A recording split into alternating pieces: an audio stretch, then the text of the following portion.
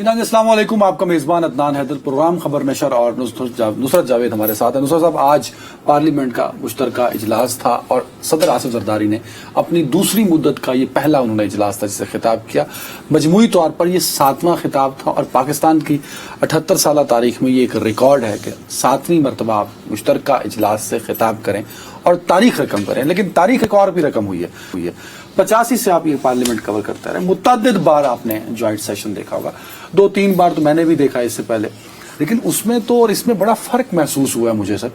اتنا ہنگامہ رہی کہ پی ٹی آئی نے صدر کی جو تقریر تھی وہاں آپ بھی موجود تھے، آپ سن نہیں سکے کہ پریزیڈنٹ کیا کہہ رہے ہیں، اس لیے آپ کو ٹی وی پہ آ کے دیکھنا پڑا کہ اپڈیٹس کیا ہیں پریزیڈنٹ کی۔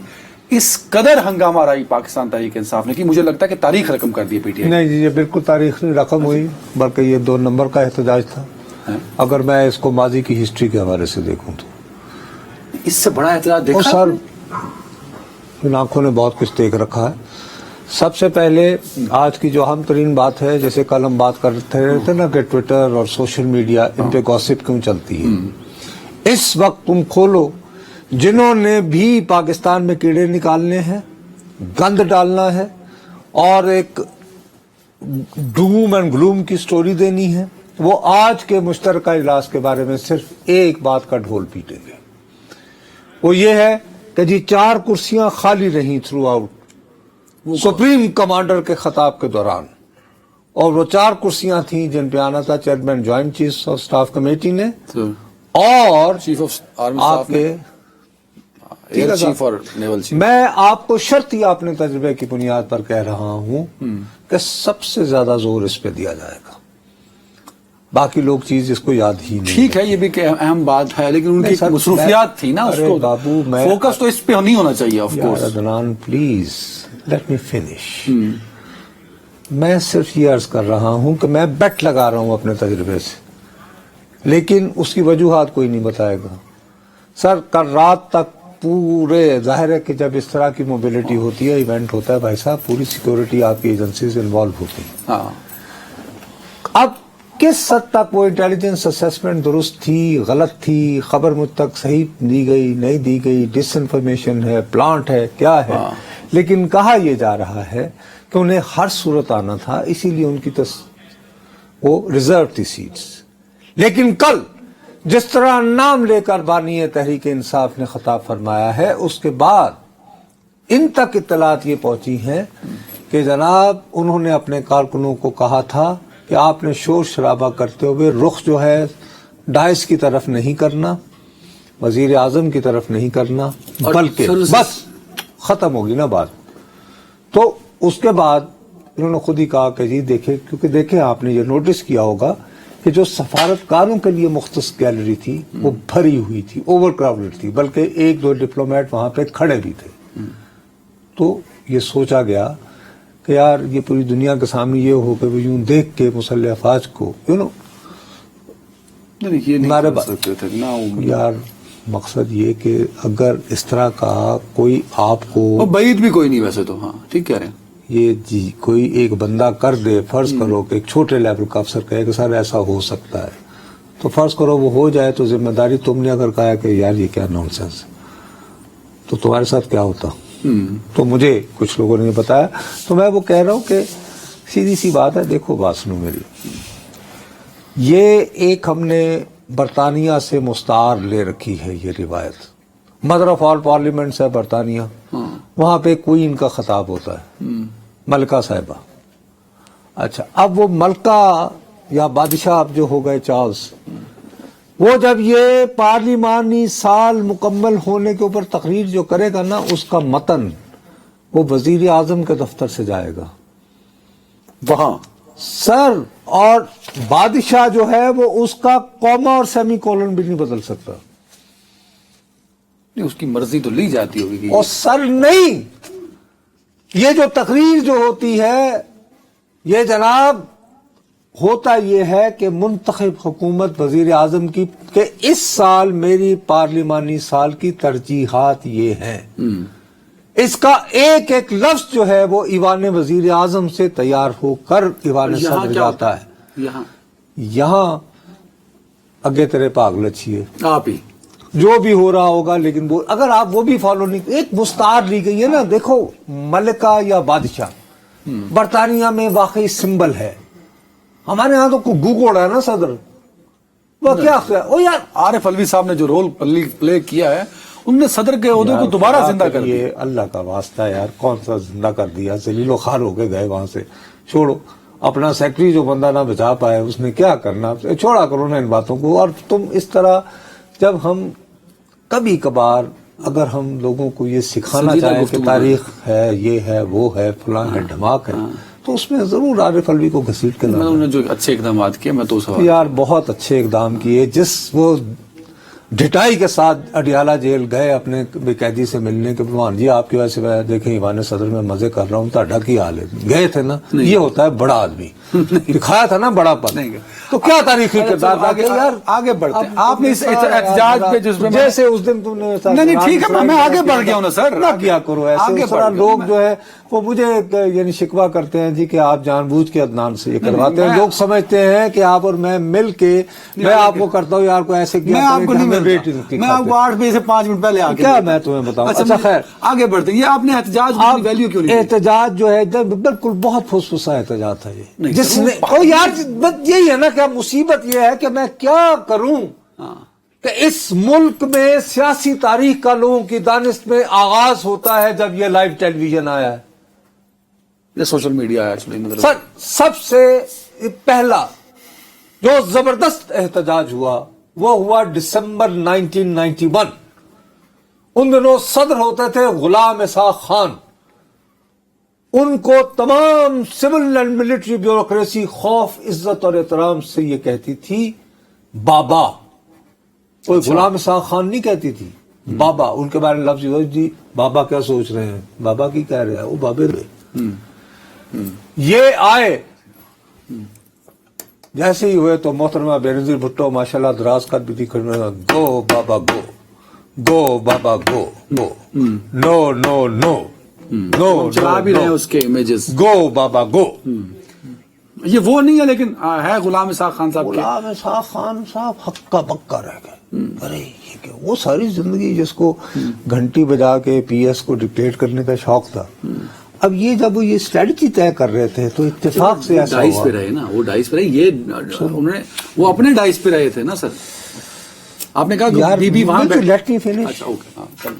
پلیز ٹھیک ہے، کمپیریزن پھر کرنا نا. کرتا ہوں نا، کروں گا نا. ٹھیک ہے نا.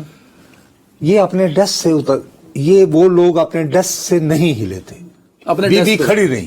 اور مجھے ابھی تک یاد ہے وہ پریس گیلری میں یوں کر کے اپنا سرخ ہوا ہاتھ دکھا رہی تھی.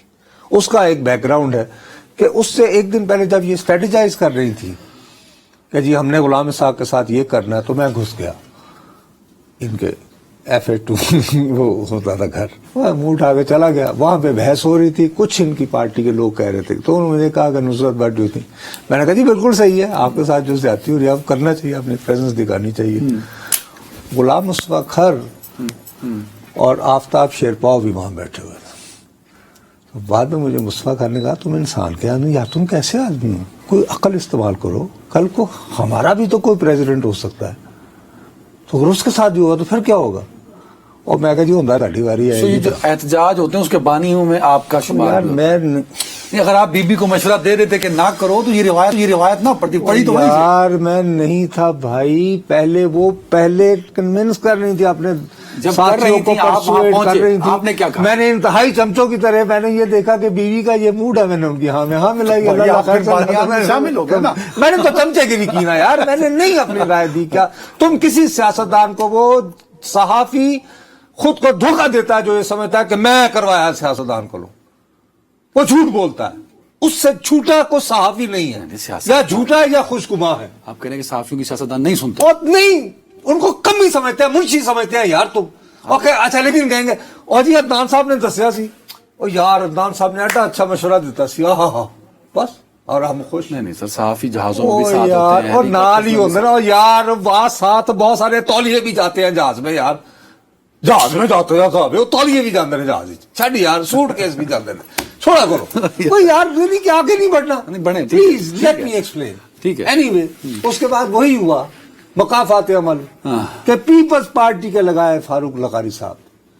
وہ مرحوم جب خطاب کرنے آئے تو اب مسلم لیگ نون والوں نے اپنی سیٹوں پہ بیٹھ کے نہیں کیا, وہ اٹھے اپنی سیٹیں چھوڑ کر اور دھاڑ, اور تہمینہ دولتانہ صاحبہ, حالانکہ وہ بھی سرائکی وسیع, انہوں نے چوڑیوں کا ایک پورا وہ تھدا تھا جوا کے اوپر ڈائس پہ چڑھ کے یوں صدر مملکت پہ پھینکا. او مائی گاڈ, یہ ہوا؟ یس سر, بے تہمینہ دولتانہ زندہ ہے اللہ کے بدل سے, بھی پوچھ لو, بھی فون کر کے پوچھ لو. اور اس کے بعد 8 سے 9 افراد جو ہیں وہ باقاعدہ ڈائس پہ چڑھ کر وہ فاروق لغاری صاحب کا مائک چھیننے والے تھے. وہ تھا ہنگامہ.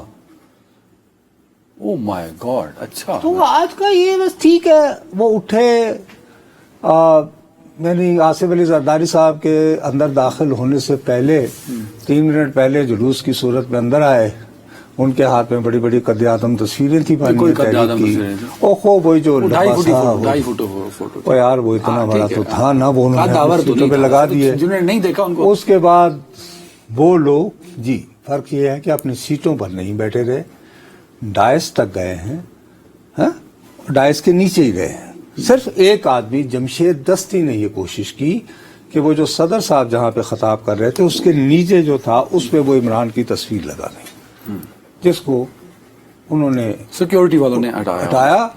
اور جب وہ دوبارہ اس طرف جا رہے تھے تو پھر عبد القادر پٹیل اور کراچی کے وہ جو آغا صاحب ہیں, آغا رفیع, وہ دونوں پھر کھڑے ہو گئے. اچھا, اب اس وقت مجھے بہت عجیب و غریب لگا کہ جمشید دستی وہ شخص ہے کہ 2010 میں جب سیلاب آیا ہوا تھا تو صرف اس کی خاطر, اس کی عزت رکھنے کی خاطر صدر زرداری ان دنوں راجن پور اترے تھے. اچھا, آپ کو ایک اور بات شاید پتا ہوگی, آپ سب بہت, اور چونکہ جہاز ایک ساتھ میں الگ سے جاتا ہے, ٹھیک ہے نا, سیکورٹی کی خاطر, اس میں پتا ہے اسی علاقے سے کون خاتون بیٹھی ہوئی تھی؟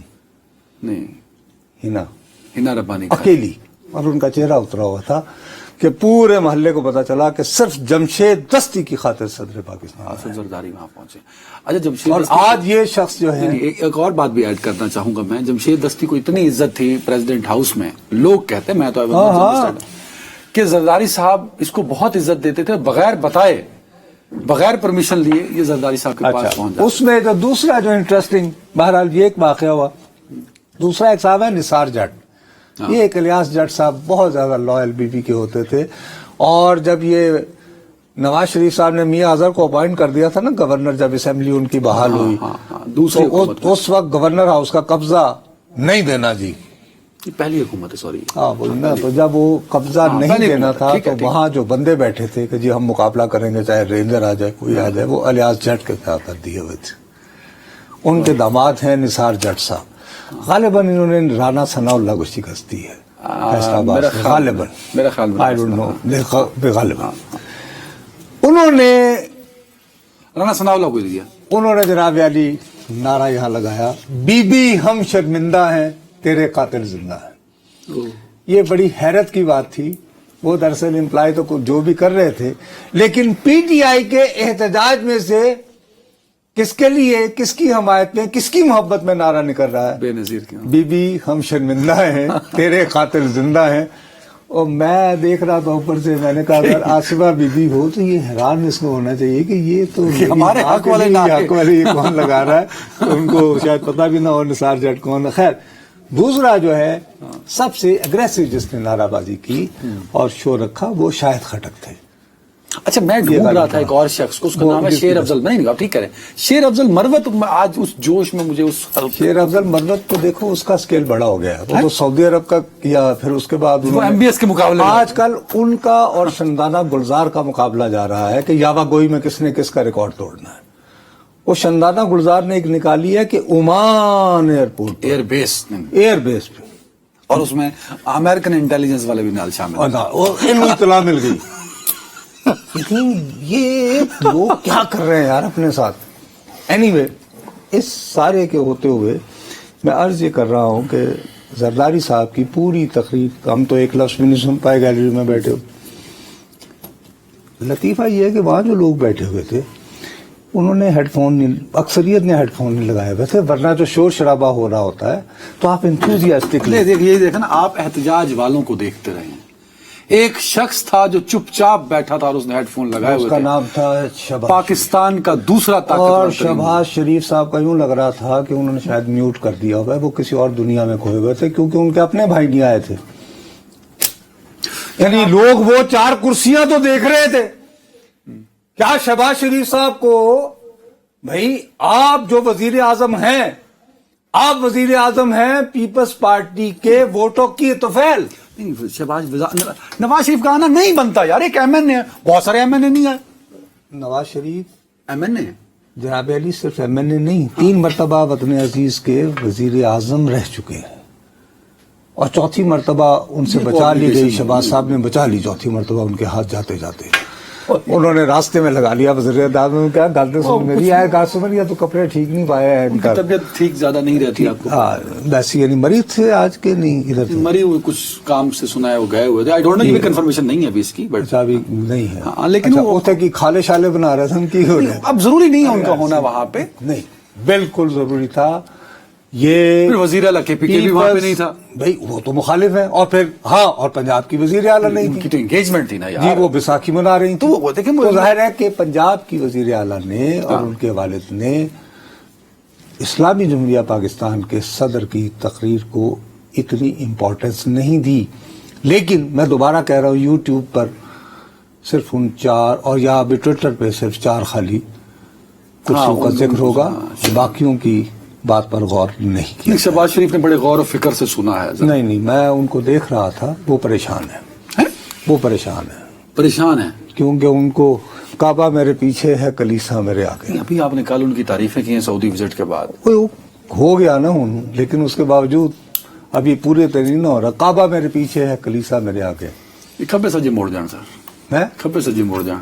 انوار کاکڑ کو کیا کرے, انوار کاکڑ یہ آخر دیکھیے نا, ہر محب وطن کو کھپایا گیا ہے کہ نہیں, ہر محب وطن کو کھپایا گیا ہے 8 فروری کے بعد.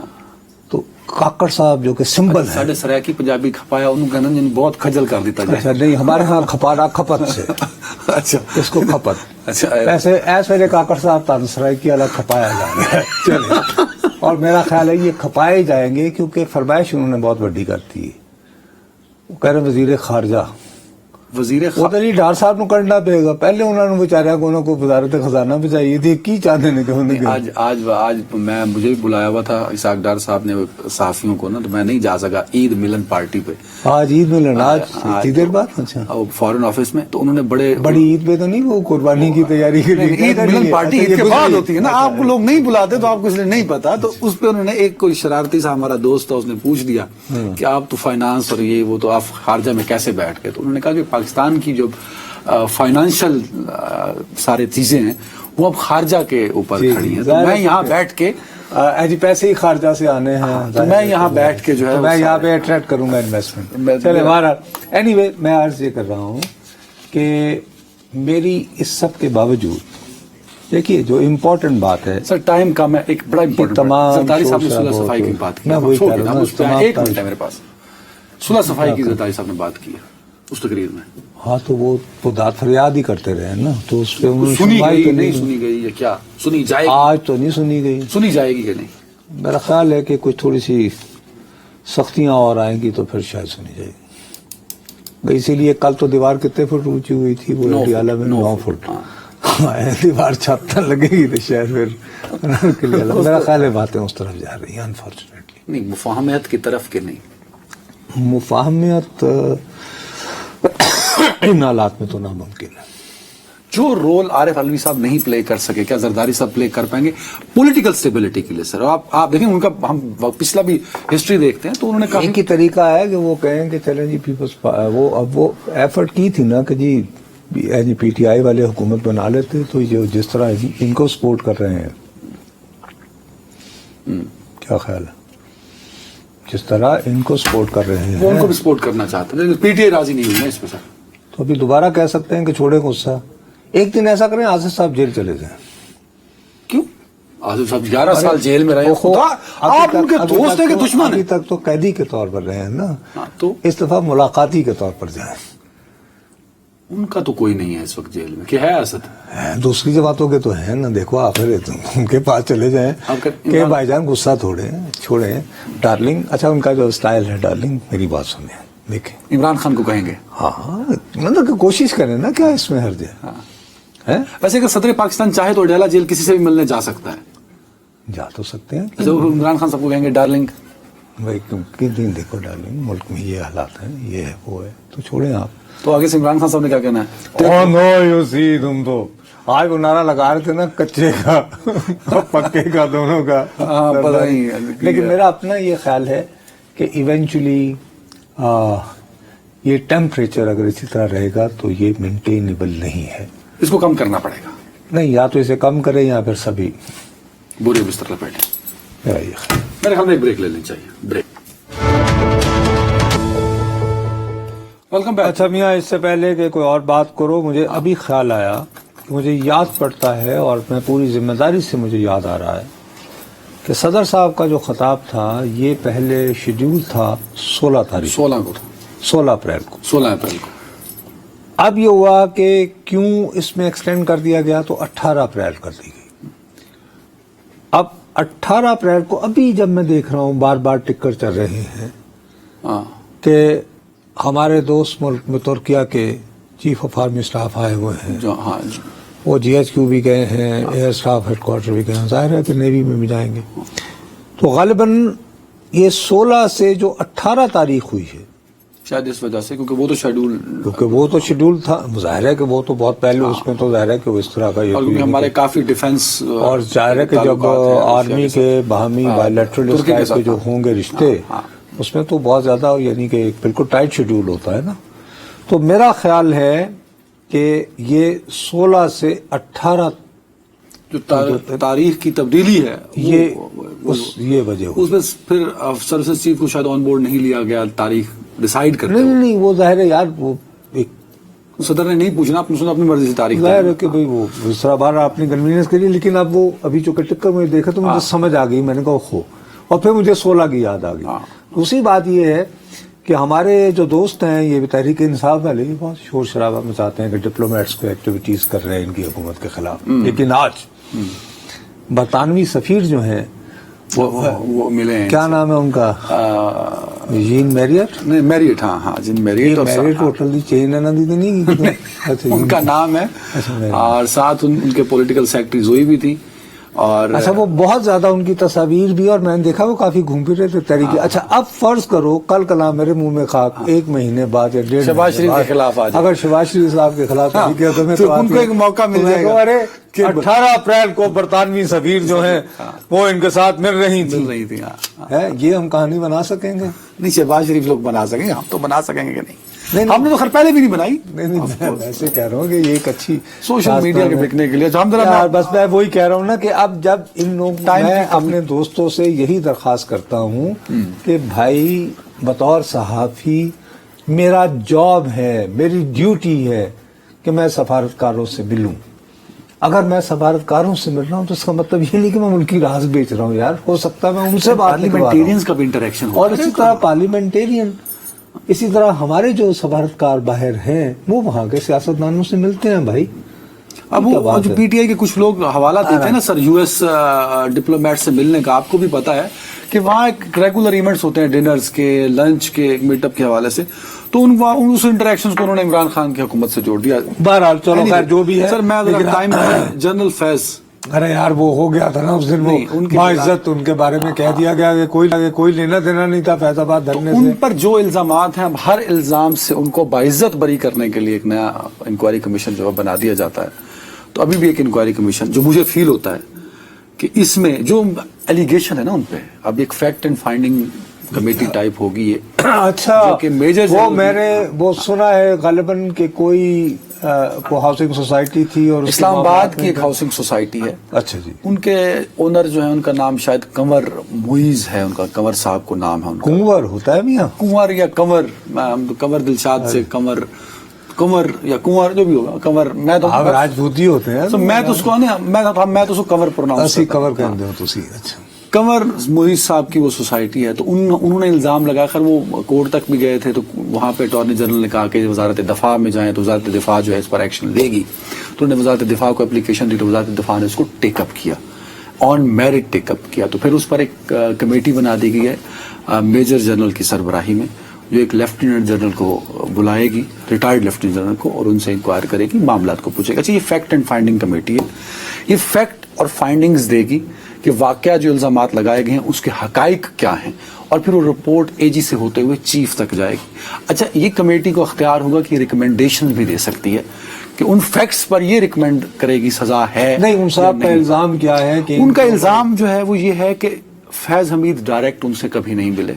अच्छा, उन्होंने कहा कि मुझे बंदे भेजे गए, वो रेंजर्स के थे, और वो रेंजर्स का ISI और ISI के कुछ लोग थे जिनको फैज हमीद, जो उस वक्त DGC थे, he was not DGI at that time, तो DGC थे तब, तो उनके कहने पर ये बंदे आए और उन्होंने मुझे प्रेशराइज किया, मेरे घर से जेवर ले गए, नकदी ले गए, और कहा कि अपनी सोसाइटी के इतनी जमीन जो है वो इस फलां नाम ट्रांसफर कर दो। उनको उठा के भी ले गए।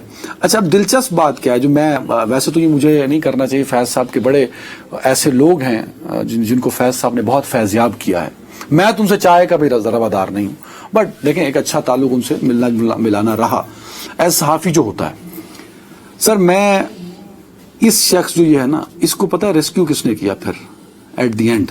किसको? इस कंवर मोइज को रेस्क्यू भी तो हुआ ना फिर, कि जान छूट गई। सेम कंप्लेनेंट, हाँ, उसकी दाद रसी भी हुई, वो दाद रसी भी जनरल फैज हमीद ने। अच्छा, बहरहाल अब यहाँ पे इसके बाद आपकी कुछ कह सकते हैं।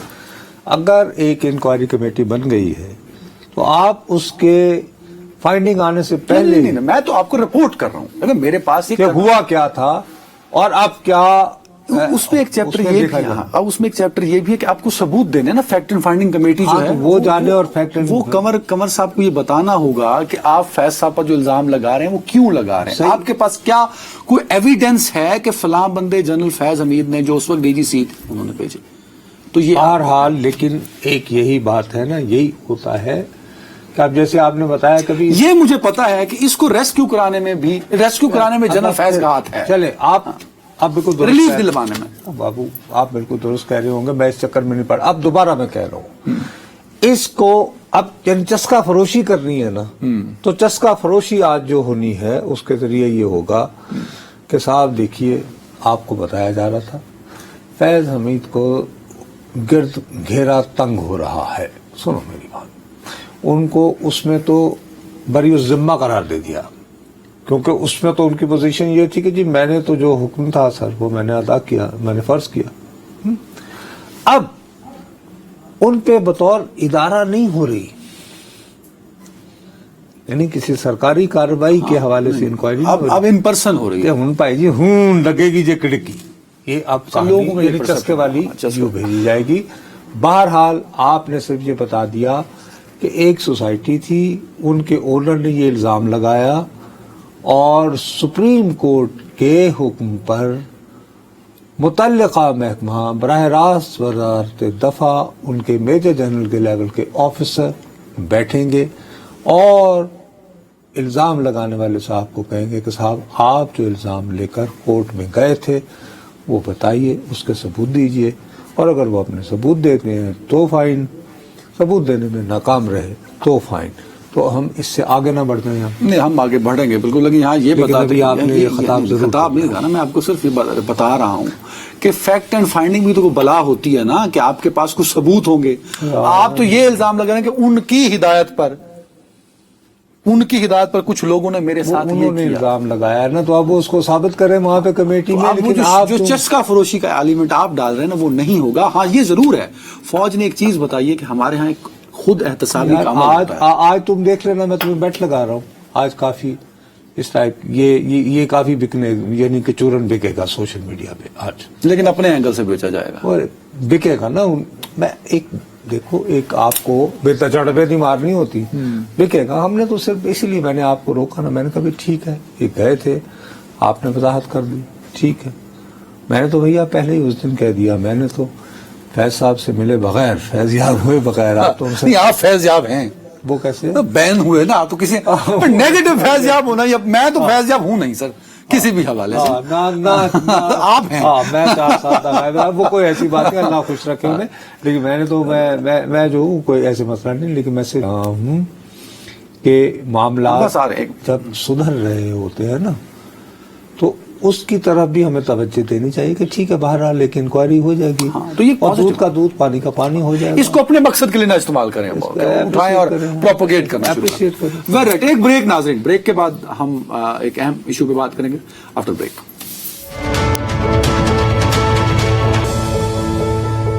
Welcome back. नुसरत साहब, एक अहम इशू है, आपने कॉलम भी लिखा था और मैं बड़ा इम्प्रेस हुआ आपसे कि मैं तो देहाती हूँ ना, आपने जिस तरह गंदम की कीमत और गंदम के जो किसान हैं उनके मसाइल को हाईलाइट किया कॉलम में, दैट वाज एक्सीलेंट।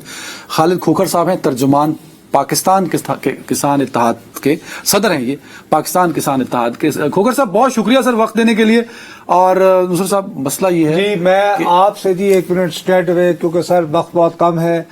खोखर साहब आपका बहुत बहुत शुक्रिया, आप तशरीफ लाए। सबसे पहली बात ये फरमाइए कि हुकूमत तो ये दावा कर रही है कि इस दफा बम्पर क्रॉप हुई है गंदम की, रिकॉर्ड बनाती हुई, लेकिन जब किसानों से हमारी बात हो रही है तो वो ये कह रहे हैं कि जी गंदम नंबर 1 एक तो इतनी बम्पर नहीं है, दूसरी बात ये है कि बहुत सारे मकामात पर बिल्कुल फसल तैयार थी तो बारिश और ज़ालाबारी ने, बेमौसमी ने तबाह कर दिया है। तीसरा, फी मन जो है एक किसान को 4,000 रुपए की ये पड़ती है, 4,000 से 4,500, लेकिन सरकार जो है कुछ गंदम वो भी 3900 के रेट पर खरीदना चाह रही है, कुछ और आठ जो है वो 3100 से ज्यादा नहीं दे रहा। ये तो है जी सूरत हाल। अब आप किसान के नुक्ता नजर खोखर साहब हमें पूरी विपता बता दें, ताकि सारा माइक आपका है, आप हमें अपने साइड ऑफ द स्टोरी बता दीजिए। सर बहुत शुक्रिया जी, इसमें कोई शक नहीं। रेट 3900 रुपए रखा गया और ये वही रेट है जो पिछले साल रेट था। जुल्म हुआ है पाकिस्तान के साथ, पंजाब के साथ, पाकिस्तान की अवाम के साथ और काश्तकार के साथ। हमारे पास 1 अप्रैल को जो नेशनल फूड सिक्योरिटी की रिपोर्ट के मुताबिक गंदम अपनी पड़ी थी, लेकिन उसके बावजूद माफिया ने, जिन्होंने परमिशन दी वहां बैठ के ईसीसी में, जिन्होंने इजाजत दी बाहर से इंपोर्ट करने की, 32 लाख टन इंपोर्ट कर, बड़े ही टेक्निकल तरीके से इन्होंने काम किया। जो अपनी रिलीज थी 3900 रुपए वाली पिछले साल, उसको 4700 रुपए रेट कर दिया। बाहर से गंदम इस दफा इंटरनेशनल रेट पहली दफा कम था, वहां से सस्ती गंदम मंगवा के अपनी गोदामों में पड़ी है, बाहर की गंदम आके सेल कीजिए।